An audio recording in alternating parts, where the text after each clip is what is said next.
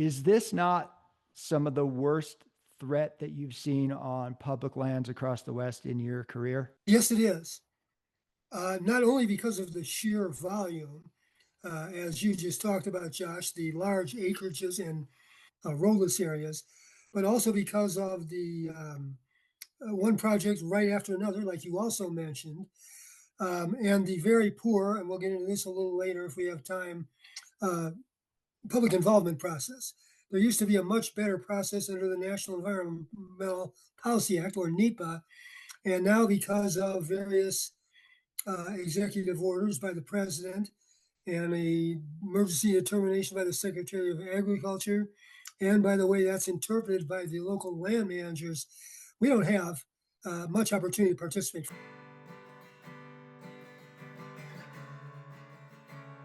Welcome, Wild Ones. I'm Josh Schlossberg, host of the Green Root Podcast, the official podcast of Eco Integrity Alliance, where we're on a quest to uncover the roots of the ecological crisis. For this episode, we want to welcome back Rocky Smith. Rocky is a forest management consultant with over 40 years experience analyzing plans, programs, policies affecting federal forests.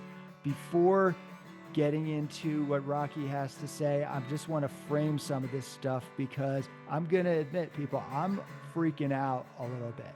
In my 20 years of doing things, I have never seen things this bad, and they keep getting worse when it comes to public land. So I'm just going to do a little bit of framing of this, and then we'll get into the details. So basically, right now, what we have is the newest, biggest logging project in Colorado history. So we've had basically 4 successive biggest logging projects in Colorado history. What that means is one after another, they have been the biggest projects. And this newest one is called Pike's Peak, and we'll get into the specifics of that in a second. But we're talking about, with these big 4 projects, schemes is what I call them, we're talking about almost 500,000 acres of industrial logging with some burnings thrown in there. This is across 17 roadless areas. So logging in 61,000 acres of roadless areas up and down the whole Front Range, Rocky Mountains of Colorado, across multiple counties. Yeah, I'm pretty much in disbelief, and there has been an almost complete media blackout on these projects. I've complained about this before, but yeah, this is the worst I've ever seen in terms of the onslaught. It's the worst I've ever seen in terms of lack of media coverage. And frankly, other than a handful of conservation groups, it's the worst showing I've seen from the conservation movement. But luckily, we have somebody here who is a veteran of these projects and has been front and center on all of this stuff for longer, basically almost longer than I've been alive, not quite. But Rocky, let me ask you this. Is this not some of the worst threat that you've seen on public lands across the West in your career? Yes, it is. Not only because of the sheer volume, as you just talked about, Josh, the large acreages in roadless areas, but also because of the one project right after another, like you also mentioned, and the very poor, and we'll get into this a little later if we have time, uh, public involvement process. There used to be a much better process under the National Environmental Policy Act, or NEPA, and now because of various executive orders by the president and a emergency determination by the Secretary of Agriculture, and by the way that's interpreted by the local land managers, we don't have much opportunity to participate. For example, the Pikes Peak project that you mentioned, we should talk a little bit about the details of that. But to start out, this massive project, 194,000 acres, 13,000 acres of roadless area. We got 14 days to comment. And I'm scrambling. I've already started writing. It's not due for another 10 days or something like that. I've also recruited some lawyers and an ecologist, I think, and whoever we can get to work on this. So we're going to have to put our noses to the grindstone and just grind this thing out. Normally, we would have had at least 30 days previously to do this. But I mean, they just want to rush these projects out with as little consideration as possible. And for that and other reasons, the sheer volume, the number, it is the worst I have ever seen in terms of trying to manipulate our national forests in a negative way. Yeah, well, thanks for that recap. So not this isn't just in my head, but yeah, I gotta admit, people, like I actually woke up in the middle of the night last night, kind of like fretting about this stuff. And we're gonna do what we can, but it's like we're a handful of grassroots folks. And listen, these days I'm pulling punches less and less. Most of the conservation community is completely absent on some of the single biggest threats to public lands. Like, I don't even know what's going on at this point. Rocky's luckily here to talk me down from the ledge, though. That's part of why we have him on. He's also my therapist behind the scenes here. So, but yeah, so Rocky and I and a few other folks have been engaging on what has been called the lower north south. I try not to use their euphemisms in there, but vegetation management. So that's been 30 miles southwest of Denver in four different counties. That's 116,000 acres. I was like, this is the worst and the biggest that we'll see. That's 18,000 acres logging across 7 roadless areas. We led several hikes out to that. Rocky was a part of all of those, leading those. We probably got close to 100 people out in the forest. We recently had one into the roadless area, and we put out probably at least a dozen, if not more, press releases. Every single reporter who works on anything related to this in Colorado knows about this. Zero of them have covered this in even a line. So I know probably people are tired of me harping on that, but folks, here's the issue here. For the conservation community to communicate to the world and to hold any of these industries and agencies accountable, we have to have the media as part of that chain. It gets information to the public and it gets our information to these agencies to hold them accountable. They have been completely absent. I almost think that's a bigger scandal than what these land management agencies are doing. But just a little more context, and then we'll get back to Rocky, is the last two, that lower south and then this Pikes Peak, is part of this very controversial and scientifically debunked federal emergency authorization that was put forward in 2021 under an infrastructure bill. And then under Biden was about 1 million acres of land projects, logging projects. Trump actually made it literally 100 times worse, expanded to 112 million acres. That is 59% of national forest, weeks after Trump's executive order to expand timber production. And guess what? They're not even pretending this isn't about timber, because guess what? The Secretary of Agriculture, which it runs the Forest Service, the memorandum in April 3rd, 2025, they just lay it out: increasing timber production and designating an emergency situation on national forest system lands. They're not even hiding this anymore. But guess who is hiding this? The media is hiding this. And I'll shut up now, Rocky. What do you have to say about my what I brought up, or any other points you'd like to make? Well, it is a bit mysterious. These projects should be a very big deal.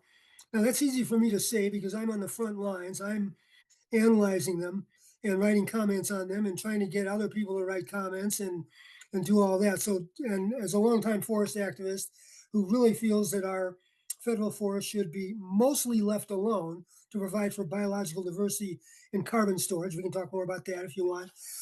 I feel that these are just a gross incursion on that. I mean, the current administration is going exactly the wrong direction with regard to climate change, with regard to conserving biological diversity. And I think that should be a pretty big focus of the media, but it isn't. Now, maybe part of the reason for that is that Trump is doing so many bad things, from executing people that might be carrying drugs in the Caribbean, to telling folks about how bad Sudanese people are, that he's lost that the media no longer is shocked by it, and people are no longer shocked by it, so the media doesn't pick it up. But out here in Colorado, where we value our natural lands and we have a very high level of recreation, both motorized and non-motorized, I frequently go out hiking or backcountry skiing as conditions allow. You would think that there would be much more attention to this. I mean, recreation gets a lot of attention, when there is a proposal to, for example, implement a permit system on national forest lands to regulate the use.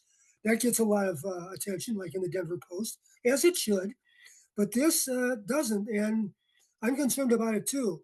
I'm hoping that this one with the Pikes Peak project will finally, get the media to say, hey, man, we got to cover this. We got to do a big deal. We got to not only cover this project, but see the very bad pattern that's occurring with these projects popping up all over the place. As you mentioned, Josh, each one is worse, at least in terms of acreage, than the last one. And they're all bad concerning what they will do, which we can talk about, what they propose to do. And hopefully this is the turning point. We'll see. I'm just going to keep going ahead and doing what I do, which is to encourage people to respond to this. I'm going to have a major role in submitting the environmental community's comments on this massive project, and we'll see what happens. Yeah, I think you're right about this being a turning point. I would go so far as to say it's a point of no return unless this is appropriately addressed. So if you're somebody who is paying attention to this, you're watching this, listening to this, we need your help. I don't care if you don't even live in Colorado. This is federal lands. If you live in the Okefenokee swamp, right? What's happening in Colorado is also your land. And guess what? It's not just happening in Colorado. I'm just physically on the ground here with Rocky, but this is happening across the Western US. And guess what? This Trojan horse of wildfire is now being applied across the Eastern United States, places that it doesn't even have that kernel of truth that you can build a falsehood upon. They're just fabricating it because it's worked so well out here in the West. And we've failed at this. I take this personally. I take this as a personal failure. And yeah, what I'm telling people, and I know this sounds hyperbolic, and then we'll get back into some numbers here, but I just want to express the big deal nature of this is like, if I personally cannot get media attention for the biggest logging project in Colorado history, I'm going to have to resign. Like, I'm serious about this at this point, because what am I even doing? So I need your help, folks. Of course, if you do want me to resign, then just don't engage. But if you No, don't, we don't want you to resign, Josh. Come on. I know. You do a lot of good stuff. No, I know, but this is how bad things have gotten. And if we can no longer even engage with our media outlets and get information out to the public, we seriously have to rethink our roles in the conservation community. That's all I'll say about that. But yes, you can comment on this. You can contact media outlets here in Colorado. You can contact national media. This is a national story because this is happening everywhere. 112 million acres. All right, mini rant over. If people want to hear more of my endless takes on what I feel like is wrong with environmental coverage in the media, my most recent solo flight podcast, which I'm going to try to do every other week between having my great guests, I talk specifically about whether is media inept or are they corrupt. So anyway, let's go back to this Pikes Peak euphemism project. So do you want to tell us some details about this, Rocky? Yes. This project is located on the Pike San Isabel National Forest here on the Front Range of Colorado. The closest major city is Colorado Springs. The project is to the west and northwest and southwest. It's in, I think, 3 or 4 different counties. It would encompass 194,000 acres. In other words, every single one of those acres could be treated for a couple of practical reasons. The amount actually treated will probably be somewhat less than that, but who knows how much. There's a lot of problems with it. They would log on steep slopes. They could use helicopters anywhere. Helicopters would increase the impact. They'd save some ground impact, but would increase the impact to recreationists and wildlife. Most concerning is that 3 species that are listed as threatened under the Endangered Species Act, Preble's meadow jumping mouse, the Mexican spotted owl, and the Canada lynx, could all be affected. The Preble's meadow jumping mouse and MSO, Mexican spotted owl, have critical habitat as part of the project area. This is habitat that is, I wouldn't say set aside, but it is specifically designated to facilitate by the Fish and Wildlife Service to facilitate recovery of those species. Stated another way, if that habitat, that critical habitat, is manipulated to the point where it is no longer very good habitat. It could threaten the existence of the species. Now, we don't know from the scoping notice that the Forest Service put out a couple days ago what they propose to do in those habitats. Are they going to put roads in? Are they going to cut right up to the nest? I mean, you don't do that in Mexican spotted owl habitat. You're supposed to stay out of protected activity centers, which are about 600 acres around the nest, and you absolutely, as forbidden as you can be under critical habitat, forbidden from going into the 100-acre nest core area surrounding a Mexican spotted owl nest. And I would add that we don't want manipulation of unoccupied habitat, because if it is badly manipulated, it will not become occupied. So that's one big concern. Another big concern is the roadless areas. There are 3 roadless areas in the project area that partially overlap. I don't know if any of them are totally in. I'd have to check, but most of the acreage is. It's about 33,000 acres of roadless, and about 13,300 would be cut. Now, again, just like they don't tell you what they're going to do in critical habitat or other habitat for endangered species, the scoping notice does not say what they would do in roadless areas, what kind of manipulation they would do. Presumably, it's the same as they would do outside roadless areas, which includes cutting and burning. The cutting could include sizable clear cuts, at least 20 acres, maybe 40. I forget. Yeah, I'd have to look it up. Anyway, sizable clear cuts, thinning, burning, road construction. They don't tell you how much temporary roads mileage they're going to construct, not only within roadless areas, but outside. So we don't know. We do not have a lot of information. That's another common characteristic of these projects.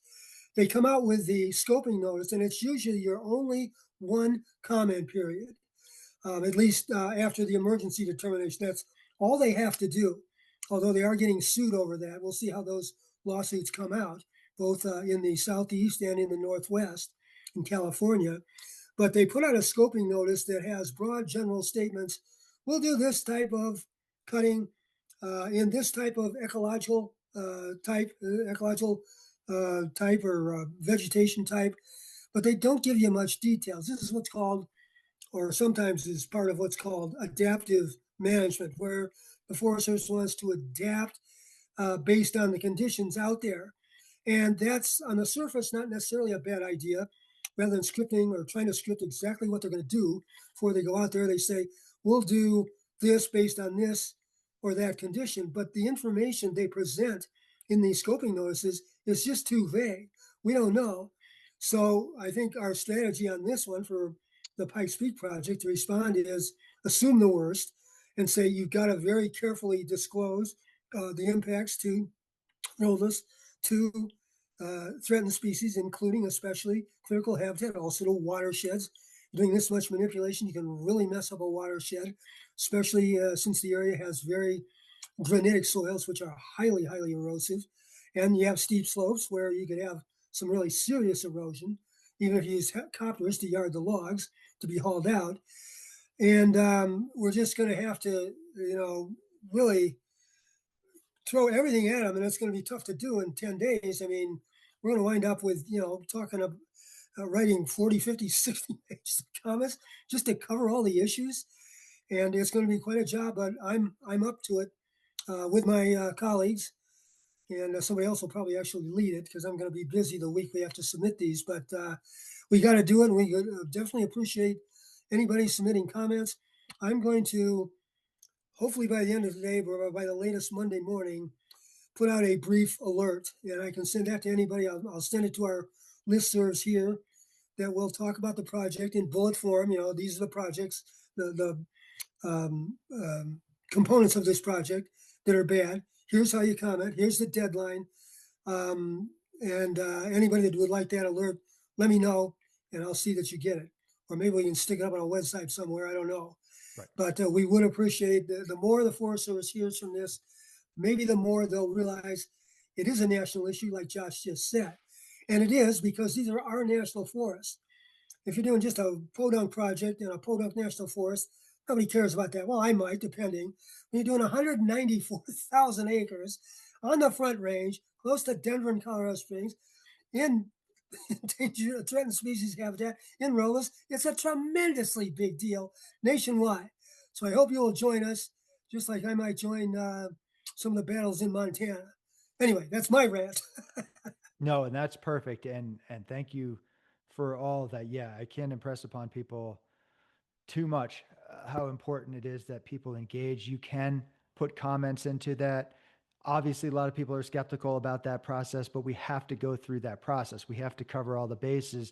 And I do want to go back into some more details on this just because this might be the only place that anyone ever hears about this damn project because it is so difficult to get media to cover anything. So let's go into some more of these details and then we'll kind of circle back around to the bigger picture and I'll ask you some other questions about that. So regarding some of the forest type stuff. Now, in the scientific literature, I'll get into the nerd category here. There is debate about some of the quote lower elevation ponderosa pine forest. My take, Eco Integrity Alliance take, is that even if some of those areas supposedly were supposed to have burned a certain amount over the last 100 years based on some sort of arbitrary time frame, whether or not logging in those will what protect communities or reduce high severity fire. I don't buy it, but I can at least acknowledge that there is a scientific debate around that. So let's skip over that for a second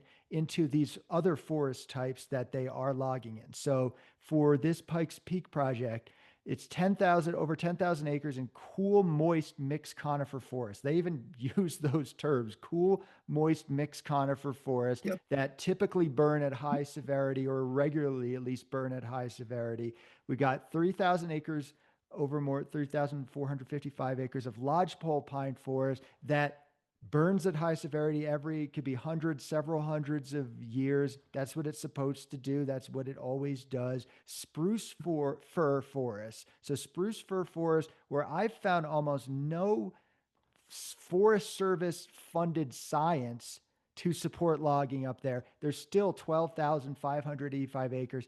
They're even going to log 20,000 acres in high elevation bristlecone pine and limber pine forests, and then 18,000 in early successional post wildfire areas. So areas that burned as they're supposed to be, they're trying to go in there and muck around. So what do you think about that stuff? Because even that surprised me, Rocky. Yeah, it's bad, particularly in the spruce fir. Spruce fir um, doesn't burn very often. Spruce fir forests might not burn more often than once every 1,000 years on long-term average, and we can't figure that out because we don't have records going back tens of thousands of years. But there's no reason to adopt that, to mess around with that. Those forests are sometimes dense, but they have gaps. They have a lot of diversity. They have standing dead trees or snags, very important for wildlife. They have down dead trees, which would commonly be removed because they get in the way of bulldozers. They're very important, very important ecological functions because they decay by insects. Something eats the insects, something eats something that eats the insects. They slowly decay in the new soil. There's absolutely no reason to treat those at all. Bristlecone limber, that was a surprise. I did not expect that. Bristlecone pine and limber pine tend to grow in places where no other trees will grow on very harsh sites. South and west facing slopes, often steep, very stony soils, very low organic matter, very low productivity soils. They grow very, very slow. If you see a stump, say one that broke off, or heaven forbid somebody cut one, you'll see the rings very, very tight. There is no reason to cut those. And I found some literature basically saying that they don't have, they didn't say don't cut, but because it was done by a forester, but basically said that they grow on harsh sites. They have not much of an understory. No reason to cut those. Lodgepole pine, as you indicated, they burn at high severity almost always. Every 100 to 300 years on average, says the literature. Now, some forests have been, not burned for over 100 years. Do they have excessive fuels? Possibly, but I don't think very much. And in the lower north-south project, they wanted to cut some lodgepole pine that even they admitted was within the range of natural variability. It had been cut or had burned and was coming back. It was mid-seral, in other words, middle-aged, like a middle-aged human, 40 years old. The trees were 50, 60 years old, middle age for them, and they wanted to cut that. And you can get awful cynical, as I do, with these projects. You have to think that they're taking the desire to have more fire resilience and protect communities. We should talk about that a little more, about how these projects won't do that. But they're using that as an excuse to not only cut areas that arguably might have a lot of fuel and could, burn at higher than normal intensity. They're taking that and using it to cut all sorts of stuff, like the bristlecone limber pine, like the lodgepole pine, like the spruce fir forest. And we just got to fight this because our forests deserve to not be cut. They need to be retained, as I said earlier, for biological diversity and carbon storage. So that's the scoop on that. Yeah, thank you for that. And for listeners who are paying attention to this debate, we don't all have to have the exact same view on this. So there are some people who are like, well, there's some versions of this. It's like, okay, well, what about this version that they're doing? If this version is giving your version a bad name, you also have to weigh in on this stuff. So I'll talk a lot of people actually behind the scenes who are kind of inside the what I call the clear cut call. And they're privately like, yeah, all right, well, sure, that version of it. I'm like, are you saying anything? Well, I'm not. So, enough is enough. In my opinion, yeah, projects like this cannot and should not happen. But let me point out a couple little things that just shows the squirrely nature of the U.S. Forest Service, which is under the Department of Agriculture. I'm actually writing a big piece for a big piece. It's a long piece for our Substack talking about the history of the Forest Service, how once these were forest reserves and actually protected, then it became under the Department of Agriculture and not so protected. And then how there was timber theft that was discovered and that the Forest Service appears to have been complicit in it. So those are all documented stuff. But anyway, check this out. So one of their own statements, and this is how you have to read their stuff. Don't read their conclusions. Read the stuff that they sort of slip in to confuse people. But in general, the Masic mixed conifer systems are not as ecologically departed. What they mean is not at all ecologically departed from the natural range of variability compared to the drier forest system. So even inside their own literature, they'll sort of start admitting this to kind of like cover their asses. And then it's like, however, blah, blah, blah, we have to do it anyway. And then they'll make straight up false statements. So openings would be created to slow the rate of spread of fire. So what is pretty much unanimous in the scientific literature, including even in their own U.S. Forest Service studies or the studies that conclude we have to do logging, is that removal of trees opens up a forest to heat and drying, which can actually result in more ignition, and then certainly the opening of wind, which is what spreads fires to communities. So when they say something like that would be created to slow the rate of spread, they are straight up lying. So anyway, you don't have to comment on that if you don't want to, Rocky. But I just I want agree to with point it. that out. Yeah. Here's the scheme. This, like you said, there is disagreement, but there is research by a very, what I consider to be very reputable scientists, William Baker and Tom Veblen in the Front Range, that shows that in general, forests above about 7,200 feet elevation were not primarily influenced by a frequent low intensity fire regime. Not that they didn't occasionally have those fires, but they had mixed severity fires. In other words, they missed a couple of fire cycles and the trees got big. And then a real dry time came along before we had serious global warming like we do now. This is going back in history I'm talking about. And it burned at high intensity. In the Pikes Peak area, I'd have to get out the maps and check, but I think a good portion is above that 7,200 limit. I know it is in lower north south, not all. And you often worry about thinning in, say, the lower elevation forest. So let's say you have an area that there might be some houses not too far away, and you have a dense forest, and say it's below 7,200 feet, and you conclude based on local evidence, you go out there with foresters, you core some trees, you make observations done by knowledgeable people, and you conclude this is denser than it was historically. So what do? You thin it.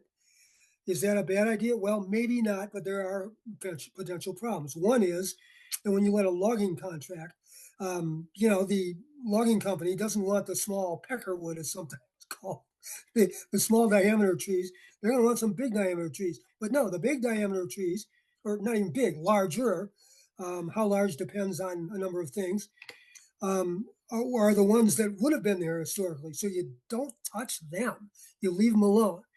Then by logging, let's say they agree with that and they log just the small diameter trees. And there's quite a few of them because it's a dense stand that they've concluded is denser than it was historically. What do? You put lots of small diameter fuel on the ground. That's easily ignitable. Now, the fire that would burn there versus pre-thinning is lower intensity. However, it burns very, very fast. So let's say you do a couple thousand acres of thinning in these stands that you concluded were denser than they should be.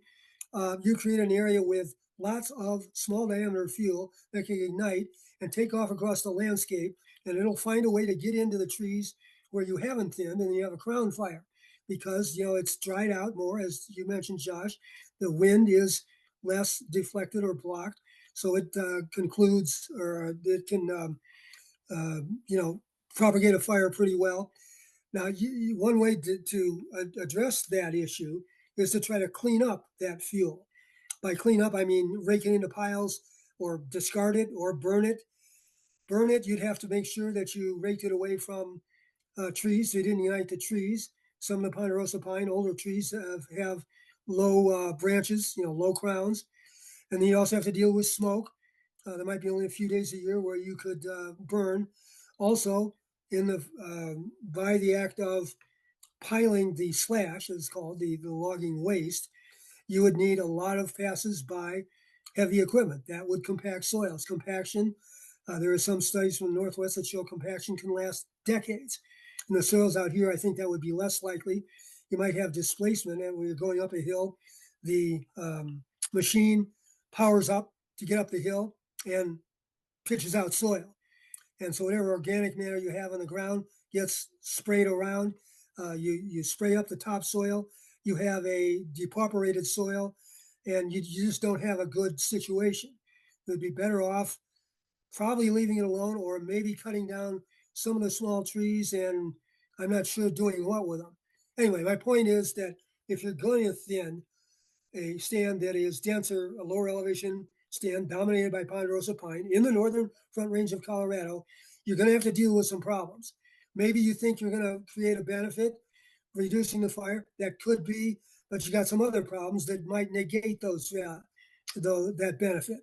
It's not easy to say what you can do in general. It's got to be on a site-specific basis, but these large projects apply they make the assumption that over the landscape, stands are dense because we've suppressed them, or maybe they're naturally dense. In any case, we got to thin them so the landscape doesn't burn up. And that's just the wrong way to look at it, because some forests are naturally dense.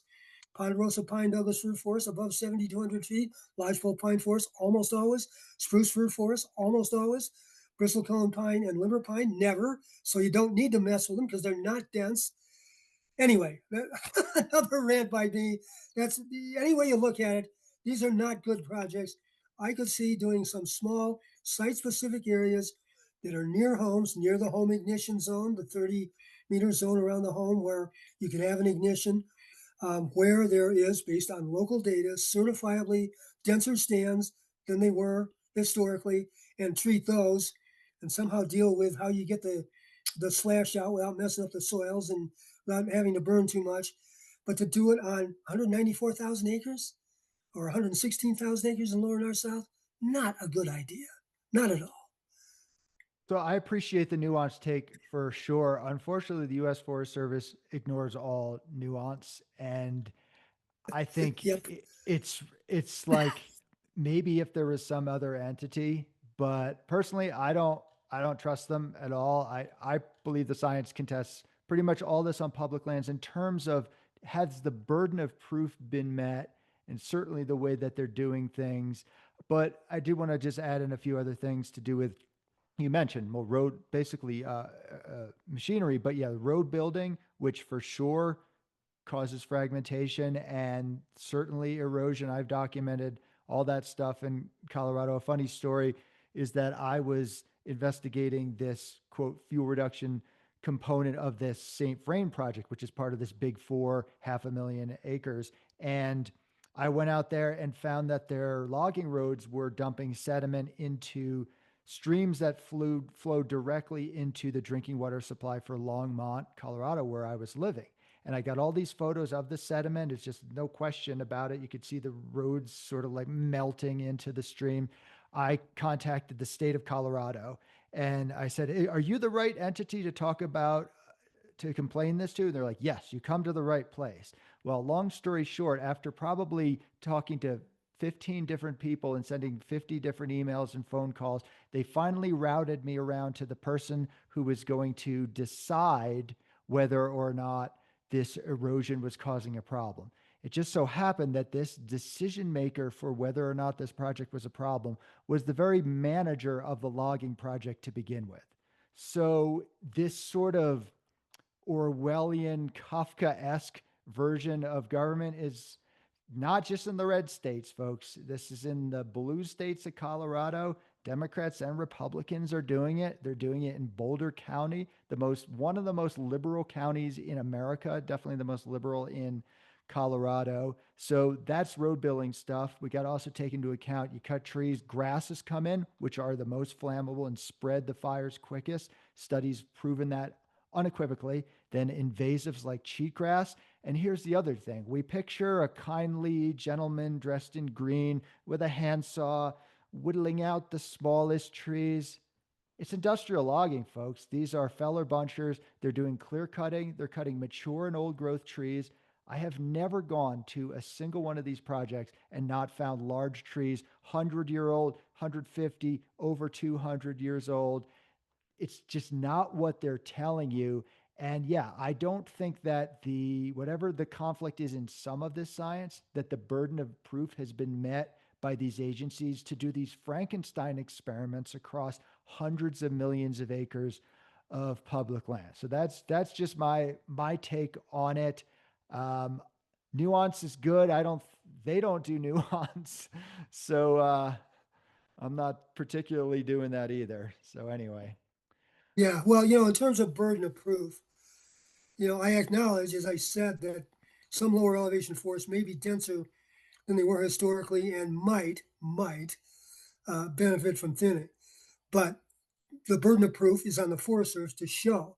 In other words, go out there with and gather local data, not a computer simulation, not something from in another drainage 5 miles away in a different aspect, and show that that particular stand of a couple hundred or maybe even a couple thousand acres was once more open and was primarily influenced by low intensity, frequent fire.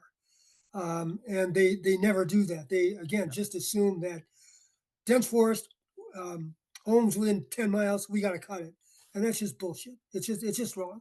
Right. So that's what we're fighting, that mindset that forests, just in general, to make it even broader, that forests are meant to be cut. And if you read the Secretary's of Agriculture's order and Trump's executive orders, you would get that impression. Let me give you a brief aside. About 30 years ago, I was asked to speak to a freshman forestry class at Colorado State University in Fort Collins. And I gave them the standard rap, not as informed as I am now about the value of forests, but hey, forests are more than just wood fiber.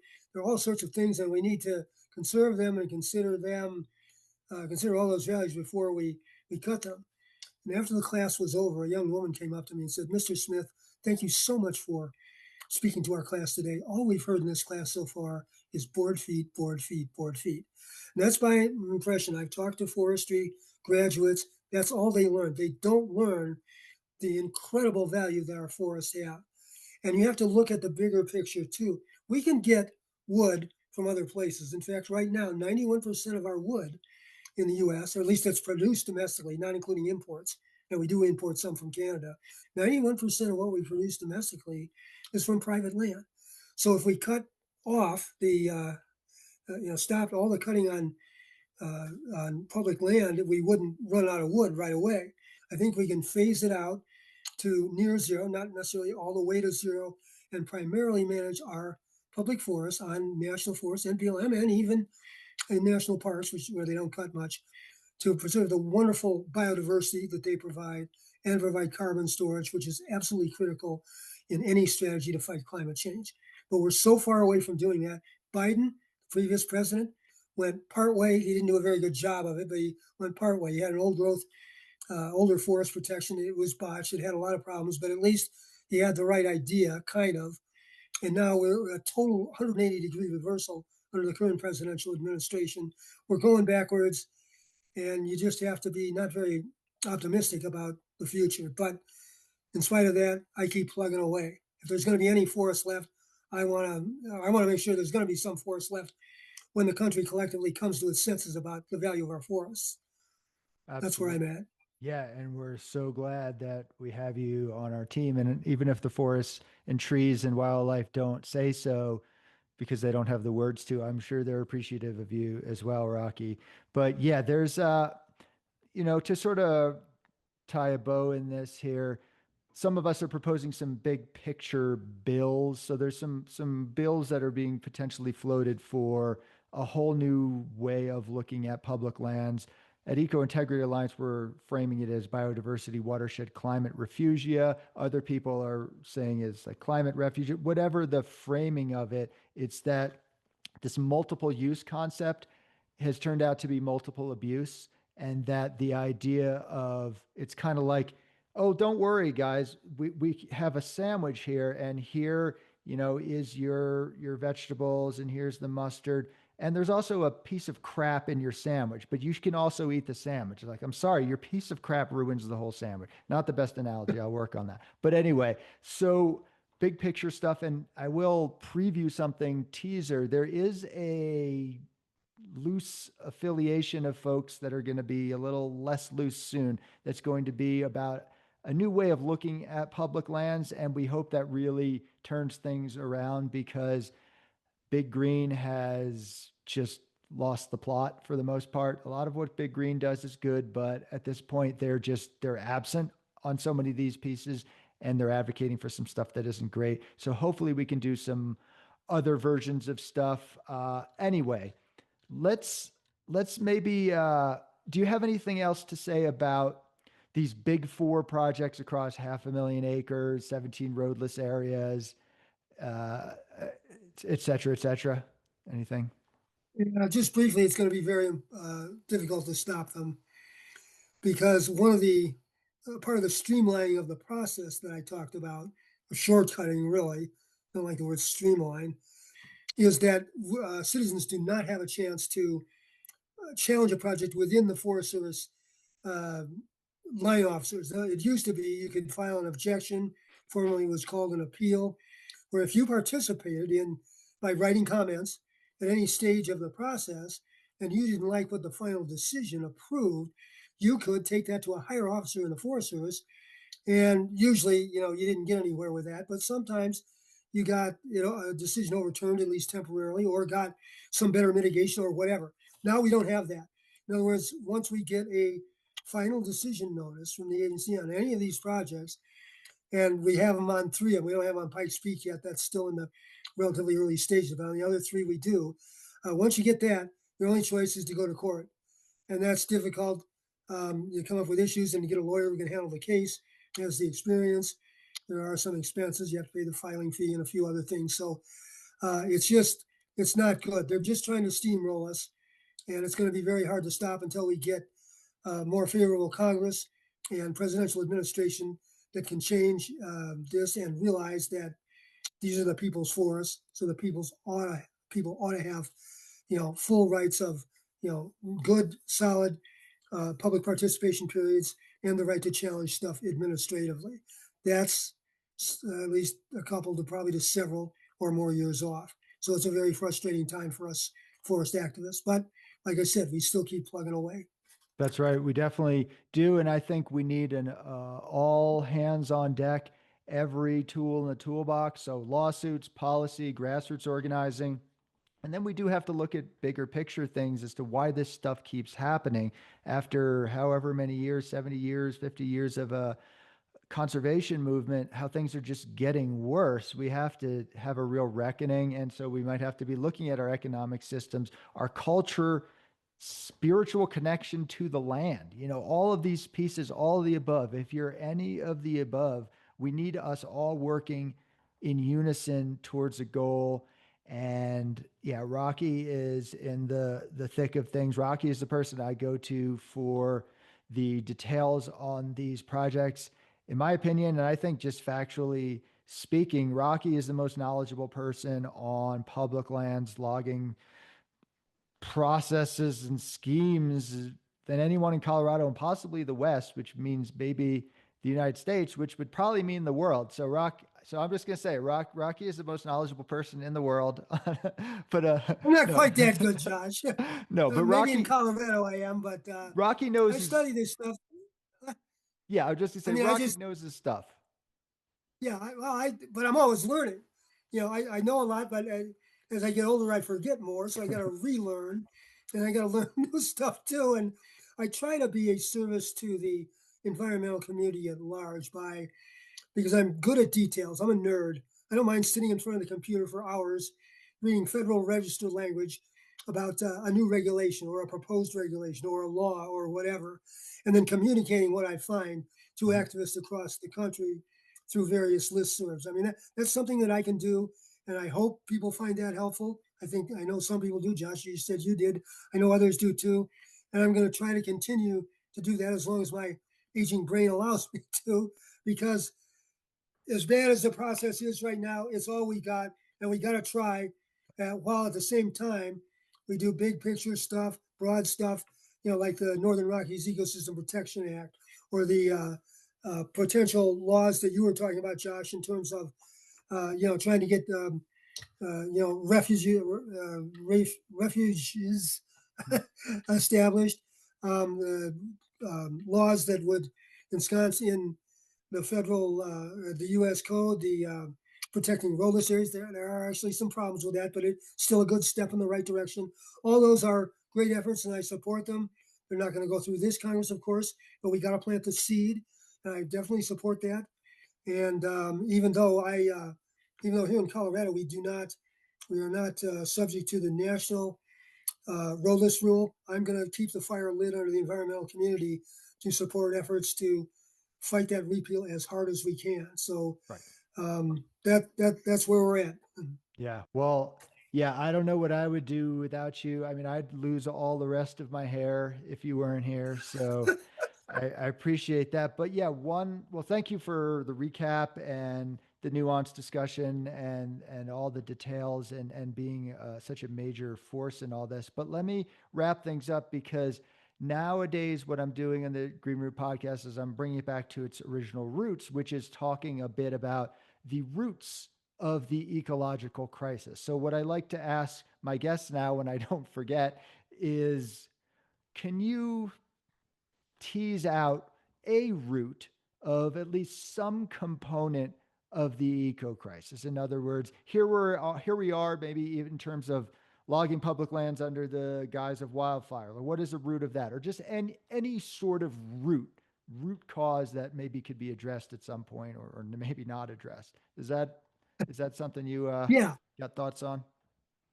yes, I do. I think the biggest problem, this goes to a very broad level, is that humans too much think that the world is only for us. That if there's a forest, we can get something, somebody can make a profit. Good. Somebody can make a profit doing some. So what if it means dumping of an industrial waste in a poor neighborhood, and people get sick from it? So what? And that's what we have to change. We have to have a connection to the land, as you said, Josh. We have to recognize that other critters, from the microscopic to the megafauna, from bacteria to grizzly bears, have a right to exist, and that there's a balance needed, and that there's a great natural system that we should work with instead of working against. Until that changes, we're always gonna have these problems. Another and related problem is our capitalistic economic system. I'm not necessarily opposed to all capitalism because one of the good things of that is entrepreneurialism. You and I, Josh, could start up a business tomorrow. But when we start to get big, then we start to rule and we start to manipulate the political system for our benefit, not for the benefit of everything else. There would have to be controls. There would be a problem with a totally socialistic system too. You'd have bureaucrats doing all sorts of stuff. I don't know what the answer is, but as long as we have a capitalistic system that says, as Gordon Gekko says in the movie Wall Street, greed is good. As long as we have that, and as long as there's virtually no control, particularly in the current administration, on people getting big and doing just about anything, until we change that, as well as our attitude goes right along with it, that humans, the world is for humans, we're going to have these problems. And I just wonder if we can change that attitude in time to prevent this earth from blowing up, from climate change, from the biodiversity crisis, from the oceans rising with climate change. I don't know if we can. Right now, it doesn't look good.